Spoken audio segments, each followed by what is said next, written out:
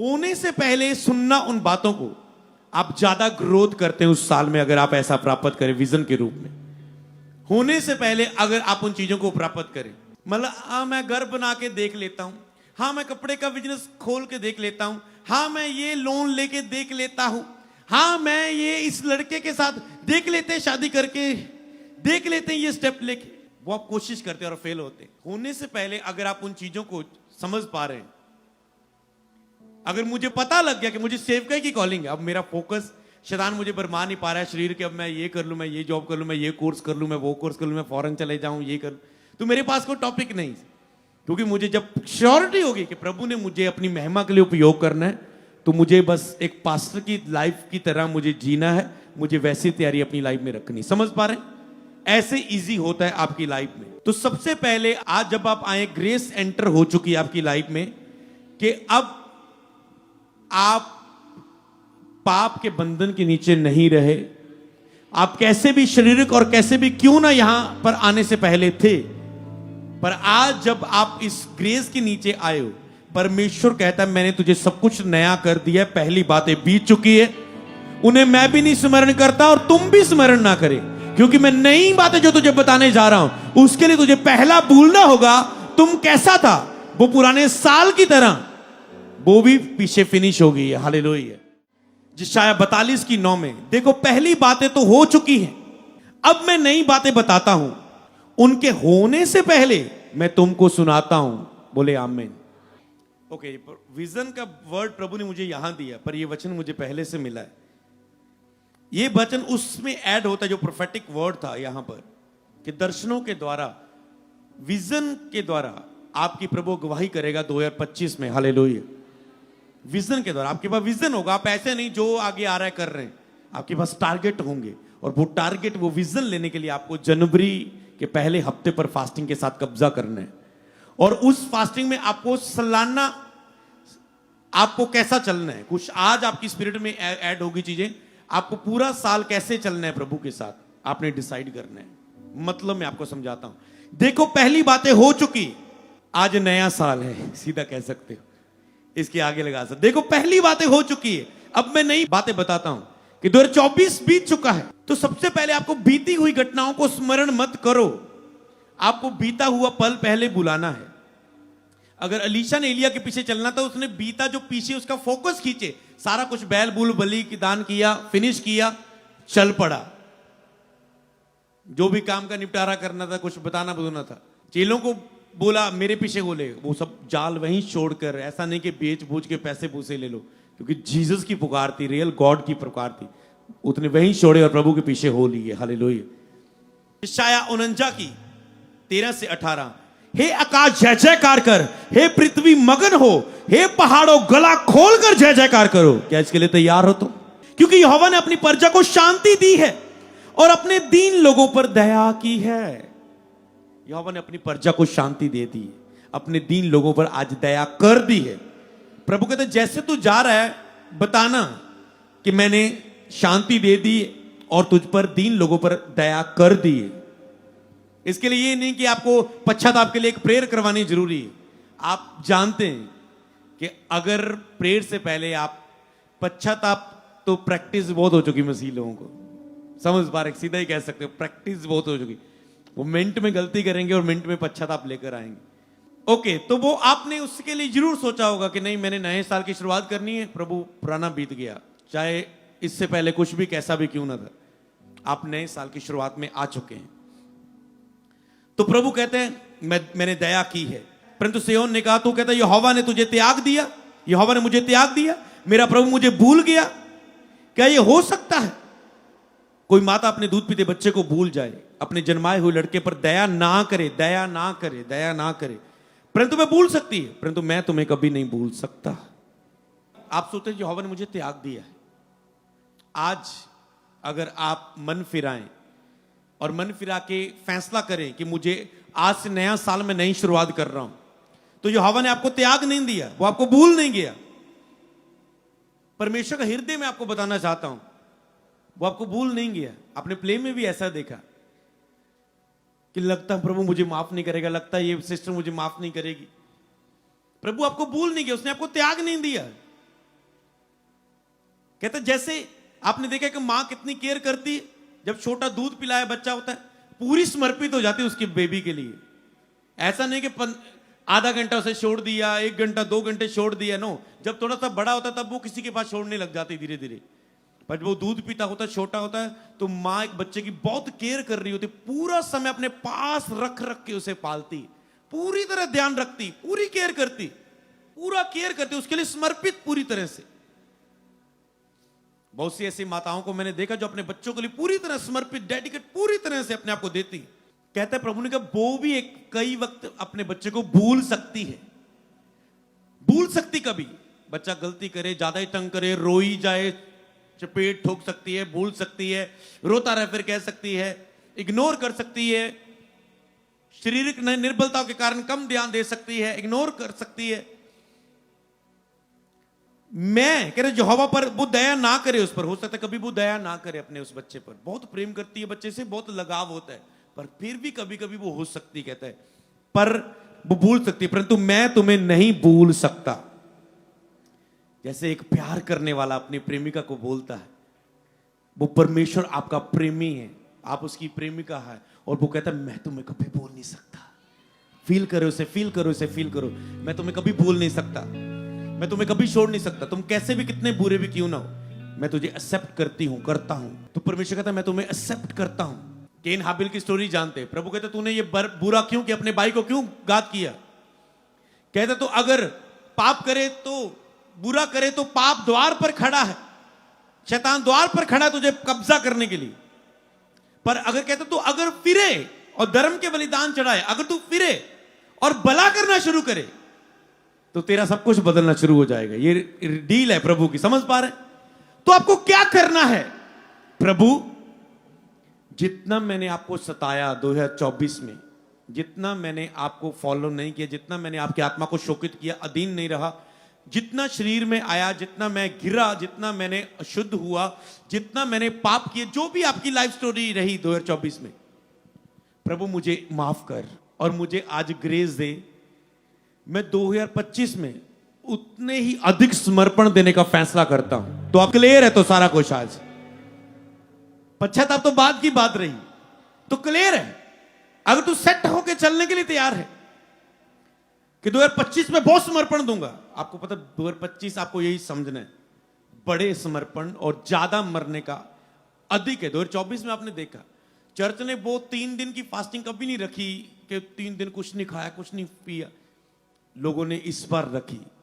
बहुत सी ऐसे काम हो, कभी 33, कभी कुछ, कभी कैसी चीजों में लोग गए। तो ये आप समझ पा रहे हैं? तो ये साल इससे भी बढ़कर आपको बढ़ाना है, ये समझे।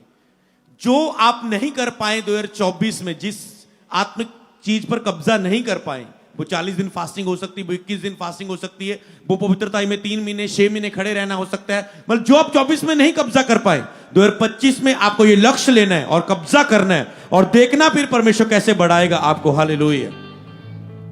क्या इसके लिए आपकी आत्मा तैयार है? कहता तेरे लड़के फुर्ती से आ रहे हैं और खंडर बनाने वाले, उजाड़ने वाले तेरे बीच में से निकाले जा रहे हैं। जहां मैं यहां पर फुर्ती पढ़ रहा हूं, परमेश्वर आपको स्पीड के साथ बढ़ाएगा अगर आप ऐसा चलने के लिए तैयार हैं। हालेलुया। फुर्ती से आपकी लाइफ में काम होने शुरू होंगे। डिले के साथ 2025 में काम नहीं होंगे, फुर्ती के साथ, इंस्टेंटली, तुरंत, स्पीड के साथ, फुर्ती स्पीड के साथ आपकी लाइफ में यहोवा काम करने के लिए तैयार है। कहते ना कि आत्मा में पहले जाना, यहोवा तैयार है। कई लोगों को लगता है मैं प्रेयर करता हूं शायद यहोवा नहीं सुनता, प्रभु नहीं करता, प्रभु नहीं करता। प्रभु सब कुछ करने के लिए तैयार रहता है। क्या तुम तैयार हो? वो कहता है बस। तो कहता है ऐसी रहेगी फुर्ती। अपनी आंखें उठाकर चारी ओर देख, सब इकट्ठा होकर तेरे पास आ रहे हैं। जो कुछ आपने लाइफ में खोया है वो सब इकट्ठा होकर आपके पास आ रहा है। बस अपनी आंखें उठा के देखना। अगर तुम इस वचन को फॉलो करने के लिए तैयार हो कि मैं 2025 में अधिक से अधिक मरने का फैसला करता हूं, त्याग का, और अपने आप के लिए बलिदान होने का, पवित्र बलिदान होने का, तो उतना ही आपको। एक लड़का पिछले साल उसने ये 24 का सरमन फॉलो किया था।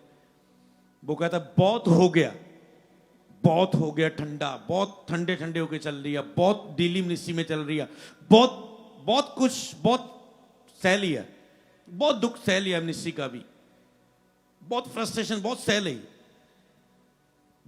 उसने। बस आत्मा में हो गया, कहता मैं पूरे साल का ही फास्टिंग रखता हूं इतने बजे तक। समझ पा रहे हैं? मैं नहीं कहता हूं आप ये फॉलो करो ट्यून, हो सकता है आप, क्योंकि ये ग्रेस से होता है, अगर आप शुरू भी करें तो आपको ग्रेस चाहिए होती है उसे पूरा करने के लिए। पूरे साल के लिए मैं देता हूं। समझ पा रहे हैं? कुछ ऐसा ही करने की जरूरत है 2025 में, ये कहना चाहता हूं। समझ पाए कि मैं देता हूं प्रभु ऐसा, तो वो आपको फास्टिंग में जाने से के बाद ही आप उन चीजों को ले पाओगे। ये चीज पर ना जाओ 2025 में। अगर प्रभु अनुग्रह करे, अगर प्रभु प्रार्थना में, अगर प्रभु फास्टिंग के लिए नहीं बात करने वाला, तुझे खुद रखनी। कभी कभार होता है कि जब तुम नजदीक जाते हो और दया मांगते हो, प्रभु तुझे देता है ग्रेस, कहता है इतने फास्टिंग रख, ये कर, सीधा बोलते 21 रख, उसमें ऐसा था 9 रख, 23 रख, उसमें वो 21-40 हमेशा जरूरी नहीं आता है, तो वो देता है प्रभु आत्मा में होके। आपकी आत्मा गवाही करती प्रभु की आत्मा के साथ एक होके। कुछ गॉड प्लान होता है, उसके लिए प्रभु आपको फास्टिंग के लिए कहता है, पर कुछ आप उठने के लिए, बढ़ने के लिए उन चीजों में जाते हैं, तो याद रखो इसके लिए तैयार रहना है। ये शायद 43 की 1, 2, 4 और 13। हे इज़राइल तेरे रचने वाला, हे याकूब तेरा सिरजनहार यहोवा अब यूं कहता है, मत डर क्योंकि मैंने तुझे छुड़ा लिया है, मैंने तुझे नाम लेकर बुला लिया है, अब तू मेरा है। जब तू जल में होकर जाए तो मैं तेरे संग रहूंगा, जब तू नदियों में होकर चले तब वह तुझे डुबा ना सकेंगी, तू आग में चले वह तुझ पर आंच ना आएगी और उसकी लो तुझे ना जला सकेगी। सब बोले आमेन। मैं अभी जल्दी से इन वचनों को घोषणा करना चाहता हूं। तो परमेश्वर कहता है मैं तेरे संग हूं, ना आग तुझे जला पाएगी ना पानी तुझे डुबा पाएगा, मैं तेरे संग हूं। जैसे ही मैं घोषणा कर रहा हूं तो मैं आपके ऊपर जैसे वर्ड्स रिलीज कर रहा हूं, आपको पता है आपका साल पर वो ग्रेस कह सकते हो ठहर रही है, सीधा कह सकता हूं। समझ पा रहे हैं?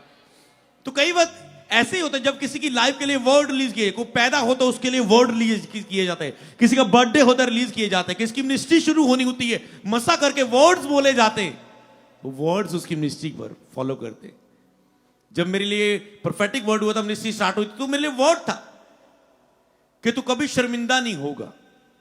और मैं जब भी मुझे लगता था गया काम से, तो मैं घोषणा करता था प्रभु तूने कहा तो कभी शर्मिंदा नहीं होगा, और प्रभु जय में दिले के चलता था। हालेलुया। समझ पा रहे वर्ड्स क्या है? तो जब मैं आपके वो वर्ड्स दे रहा हूं, आपकी आत्मा में जा रहे हैं, आप उसे रिसीव कर रहे हैं, आपकी स्पिरिट में वो ग्रेस ठहर रही है। हालेलुया। यशायाह 43 की 4, मेरी दृष्टि में तू अनमोल है, तू प्रतिष्ठा है, मैं तुझसे प्रेम रखता हूं, इस कारण मैंने तेरे बदले मनुष्यों को और तेरे प्राण के बदले राज्य राज्य के लोगों को दे दूंगा।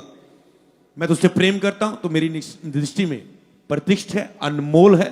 प्रभु की निगाह में तुम बहुत खास हो, बस अनमोल मोती, अनमोल हीरा, सुंदर से सुंदर, बेस्ट है बेस्ट। तुम काले हो, तुम मोटे हो, पतले हो, तुम गरीब हो, तुम कितने कैसे भी क्यों ना हो, प्रभु की दृष्टि में तुम खास हो, क्योंकि वो तुझसे प्रेम करता है। कहता है यशायाह 43 की 13 में, मैं ही परमेश्वर हूं, भविष्य में मैं ही हूं, मेरे हाथ से कोई तुझे छुड़ा ना सकेगा, जब मैं काम करने पर आऊं कौन मुझे रोक सकेगा। बोले आमेन। कोई उसके हाथ से आपको छुड़ा ना पाएगा 2025 में।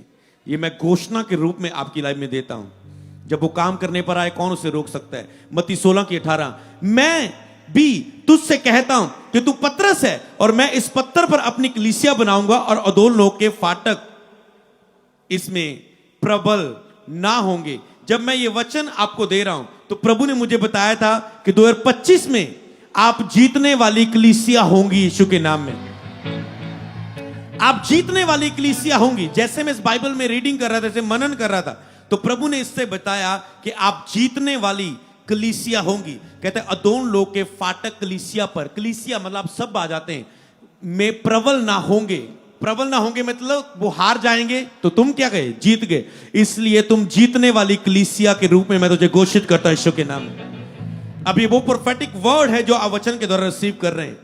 मतलब अगर वो कहता है दोनों लोग के फाटक प्रबल ना होंगे, इसका मतलब आप एक जीतने वाली कलीसिया होंगी। इसका मतलब क्या होगा कि 2025 में आप मजबूत कलीसिया होंगे यीशु के नाम में।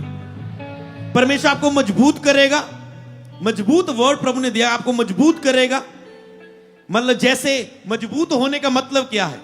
मजबूत होंगे तो तुम जीतोगे, तो तुम जीतोगे। एक जीतने वाली कलीसिया होंगी। क्योंकि कई वक्त 2024 हो सकता है आप हारे हुए हैं, कलीसिया हारी होगी कई हिस्सों में, पर 2025 में आप जीतने वाली कलीसिया होंगी। क्यों होंगी? क्योंकि प्रभु आपको मजबूत करेगा और वो ग्रेस आपको देगा यीशु के नाम में। आप मजबूत होंगे, आप शारीरिक रूप में मजबूत होंगे। समझ पा रहे हैं? शारीरिक रूप में, मानसिक रूप में आप मजबूत होंगे, आर्थिक रूप में आप मजबूत होंगे। मानसिक रूप मजबूत, शारीरिक रूप समझ गए, आप गुड हेल्थ होंगे। मानसिक रूप मजबूत, कई लोग मानसिक इतने बच्चे हैं मन के, कई लोग उनकी मैरिज होती है, वो छोटी छोटी बातों में लड़ते रहते, 1 साल 2 साल 3 साल। जैसे वो हस्बैंड वाइफ मैच्योर हो जाते हैं, वो छोटी छोटी बातों पर लड़ना बंद कर देते हैं। कितने हस्बैंड वाइफ समझते ऐसा हुआ कि अब आप मैच्योर हो गए, 3-4 साल आपने देख लिया मैरिड लाइफ में, इन बातों पर लड़ाई होती है। यहां पर बोलना नहीं, यहां पर चुप होना है, यहां पर सह लेना है, यहां पर ऐसा करना है, यहां पर ऐसे मना लेना है। आप सारा कुछ सीख जाते हैं। समझ पा रहे हैं? अब मेंटली उसमें स्ट्रांग हो गए, मजबूत हो गए। ऐसे प्रभु आपको मजबूत करेगा यीशु के नाम में। आप आर्थिक रूप में मजबूत होंगे, आप दिल में मजबूत होंगे, छोटी छोटी बातों को दिल में लाएंगे नहीं। मैं प्रेयर करती थी, मेरी मासी ने, मेरी मम्मी ने बोलता, मैं तो चंगा ही कम। आप दिल पर लाके इमोशनल होकर रोएंगे नहीं, आप मजबूत किए जाएंगे यीशु के नाम में। और ये एंटर हो रहा है आपकी लाइफ में यीशु के नाम में। आज स्पिरिट में मजबूत किए जाएंगे, और जैसे आप मजबूत किए जाएंगे, आप जीतने वाली कलीसिया कहलाएंगे यीशु के नाम में 2025 में। क्यों? क्योंकि आपकी नींव कौन है? यीशु मसीह। पहला कुरिन्थिया कहता है 3:11, क्योंकि उस नींव को छोड़ जो पड़ी है वह यीशु मसीह है, कोई दूसरी नींव नहीं डाल सकता। आपकी नींव कौन है? यीशु मसीह। इसलिए आप मजबूत है, आप जीतेंगे। कहते लहरें आएंगी, आंधियां आएंगी, तूफान आएंगी, पर तुझसे टकराएंगे और अपनी दिशा बदल लेंगे, क्योंकि तुम मजबूत कलीसिया होंगे यीशु मसीह के नाम में। तो इस फास्टिंग में जाकर आपको यही ग्रेस को कैरी करना है, रिसीव करना है, इसमें खड़े रहना है जो आपको मिल रही है आज। तो इसलिए ये चीज जरूरी है। कई लोग सोचते हैं, लेकिन जो भविष्यवाणी तुम्हारे विषय में उसके अनुसार फाइट कर, लड़ाई लड़। हालेलुया। क्यों मूल्य चुकाना जरूरी है आज? इसीलिए ताकि जो आपकी लाइफ में वो ग्रेस रिलीज हो। अगर मैं इसे आगे पढ़ूं, कुलुसियों 2:6 और 7, और जैसा तुमने मसीह यीशु को अपना प्रभु करके ग्रहण किया है, वैसे उसी में चलते रहो। आपने यीशु को प्रभु तो मान लिया, काम खत्म हो गया, बपतिस्मा ले लिया, चर्च आने लगे, काम खत्म हो गया? नो, कहता है उसी में चलते रहो। मतलब उसमें चलते रहना है, रुकना नहीं है, गिरना नहीं है। उसी में जड़ पकड़ते और बढ़ते जाओ। उसमें जड़ पकड़ना है, क्योंकि वो नींव है। जैसे आपकी जब मसीह में आप जड़ पकड़ते जाते हैं, आपके साल बढ़ते जाते। कई बार खड़े रहना बहुत जरूरी होता है। बस आप खड़े रहो, अड़े रहो, समय को बीतने दो, आप बढ़ते जाएंगे। जब पेड़ लगाया जाता है, बीज, वो खुद ब खुद बढ़ता रहता है। आपको बढ़ता दिखता तो नहीं है। कभी देखा आपने ऐसे पेड़ लगाया, आप देखते हो बढ़ रहा है, बढ़ रहा है, बढ़ रहा है, बढ़ रहा है? नो, आप 3 महीने बाद देखते हैं बढ़ गया, आप 20 दिन बाद देखते हैं बढ़ गया, आप 1 साल में देखते हैं बढ़ गया। बढ़ोतरी दिख नहीं रही, पर हो रही है। ऐसे ही आपको बढ़ोतरी हो सकता है, दिख नहीं रही होती कई पास्टरों को अपनी लाइफ में, पर बढ़ोतरी हो रही होती है। पर जब आप गिर जाते हैं, तब आपको पता चलता है मैंने बहुत कुछ खो दिया। हालेलुया। इसीलिए याद रखो, खड़े रहना आपके लिए बहुत ही जरूरी है, और इसके लिए आपको चर्च बहुत जरूरी है। कई लोगों को मैं बोलता रहा अपनी लाइफ में कि खड़े रहना है, खड़े रहना है। उनको लगता है हल्की बातें, क्योंकि मैंने लाइफ देखी थी, उन्होंने देखनी थी। खड़े रहना है, यहां बचना है। पास्टरों को कहता रहा, लोगों को रहता रहा, यहां बचना है, खड़े रहना है, खड़े रहना है, खड़े रहना है, ये नहीं करना, ये नहीं करना, ये नहीं करना। और उन्हीं में लोग गिरे। ये इसीलिए अलर्टनेस आपकी लाइफ में होती है। आप सही जगह में हैं, आपको सही उस दिशा में है, इसलिए आपको अगुए को सुनना, पर्सनल रिसीव करना, वचन रिसीव करना आपके लिए बहुत ही महत्वपूर्ण होता है। पर जैसे इसलिए वो आपको खड़े रखने के लिए दिए होते प्रभु ने। अगर आप अपनी चर्च को मिस कर दिया आपने, याद रखो 2025 आपको ये चर्च नहीं छोड़नी, संगति नहीं छोड़नी। अगर आपने यहां से मिस कर दिया, तो कई बार प्रभु ने अपना अगुआ रखा होता है आपको बार बार बात करने के लिए, आपको पकड़े खड़े रखने के लिए। और जब आप उस आवाज को डिस्कनेक्ट कर देते हैं, कनेक्शन को तोड़ देते हैं, तो फिर आप उस माध्यम को खो देते हो अपनी लाइफ में। जैसा तुम सिखाए गए वैसा कहते हैं विश्वास में दृढ़ होते जाओ, अधिक अधिक धन्यवाद किया करो। कहता है विश्वास में दृढ़ होना तेरी जिम्मेवारी है, धन्यवाद अधिक किया करो। संडे मैंने बोला था कि आज की मीटिंग में आने से पहले, न्यू ईयर में आने से पहले आपको धन्यवाद करना है, थैंक्स करना है परमेश्वर का।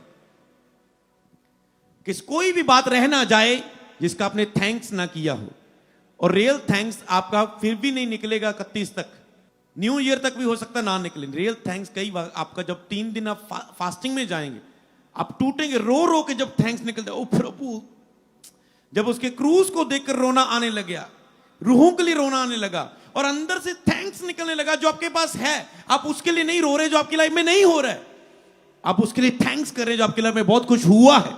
जब ऐसा थैंक्स निकलता है तो आगे आने के लिए तैयार है आपके लिए। हालेलुया। अपने धन्यवाद के काम को जरूर पूरा कर लेना अगर किसी ने किया नहीं। अधिक से अधिक फास्टिंग में जाकर खुदा का धन्यवाद करना, thank you Jesus, thank you, बहुत दिया तूने। हमेशा टूटे मन के साथ, कुड़कुड़ना, एक दुखी मन ना प्रभु के सामने प्रार्थना में रखो। प्रभु जितना दिया धन्यवाद, जितने मिरेकल्स कर रहा है धन्यवाद, जितने लोग दिए धन्यवाद, जितना इंतजाम किए धन्यवाद, धन्यवाद धन्यवाद धन्यवाद धन्यवाद।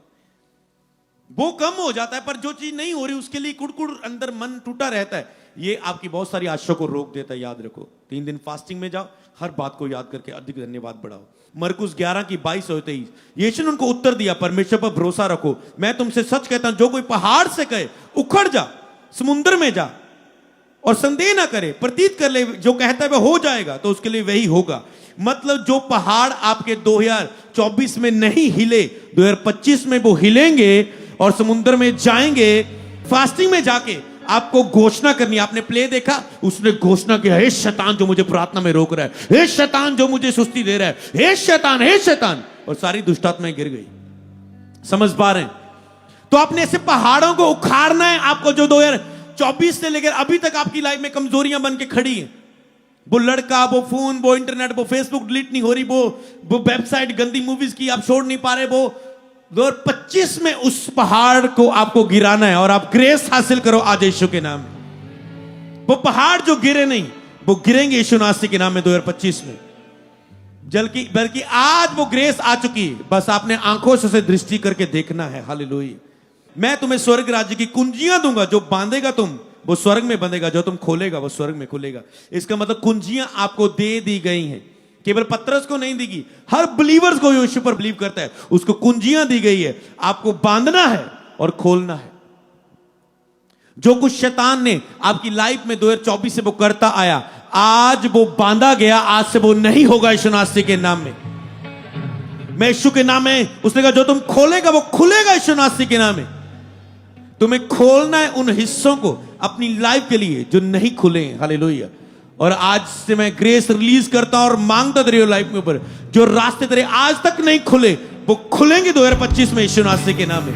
1 कुरिन्थियों 3 की 7-9 से लिखे है, इसलिए ना तो लगाने वाला कुछ है ना सींचने वाला, परंतु परमेश्वर ही सब कुछ है जो बढ़ाने वाला है। तो याद रखो, आपको बढ़ाने वाला कौन है 2025 में? परमेश्वर। लगाने वाला सींचने वाला दोनों एक है, परंतु हर एक व्यक्ति अपने ही परिश्रम के अनुसार मजदूरी पाएगा। याद रखो, अपनी ही मेहनत के द्वारा आप मजदूरी पाएंगे। तो जो अधिक अपने आप को देगा 2025 में इन फास्टिंग्स में, फास्टिंग के बाद अगली फास्टिंग, सालाना फास्टिंग, अगर आपको पता है कि आप कभी फास्टिंग रखते हैं महीने की, उसके बाद टोटली शारीरिक हो जाते हैं, तो आपको कुछ सोचना है। जितनी लड़ाइयां आपने जीत ली उससे अगली लड़ाइयां देखो कौन सी है 25 में, आप लिस्ट बनाओ। तो समझ पा रहे हैं? क्योंकि हम परमेश्वर के सहकर्मी और खेती हैं और परमेश्वर की रचना है। ओके, हम परमेश्वर की खेती हैं।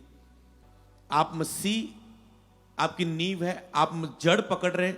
आपको पता है, जैसे ही आप खड़े रहते हैं आपकी जड़ फैलती जाती है। जब आप समय देते हैं अपने आप को आत्मिकता में, पवित्रता में, आपकी जड़ें ऐसे फैलती रहती है। थोड़ा सा भी आप पार हो गए पवित्रता में, फास्टिंगों में, इन चीजों को जीत लिया जो बेसिक अभी बाकी जिन लोगों का, जहां जीत आपने नहीं हासिल की, जो पहाड़ अभी तक नहीं गिरे स्पिरिचुअल लाइफ में, आत्मिक युद्ध में, जब आपने जड़ पकड़ ली, आपको पता है फिर कोई आपको बड़े पेड़ को आसानी से उखाड़ नहीं पाएगा। हालेलुया। समझ पा रहे हैं? इसलिए जड़ें आपको फैलने दो। इसलिए ऐसी जड़ें मजबूत करो, फैलो 2025 में एक विश्वास का हरा बड़ा पेड़ बन के, विश्वास के फल, विश्वास की गवाहियां उस पेड़ में लेने के लिए तैयार हो जाओ 2025 में। हालेलुया।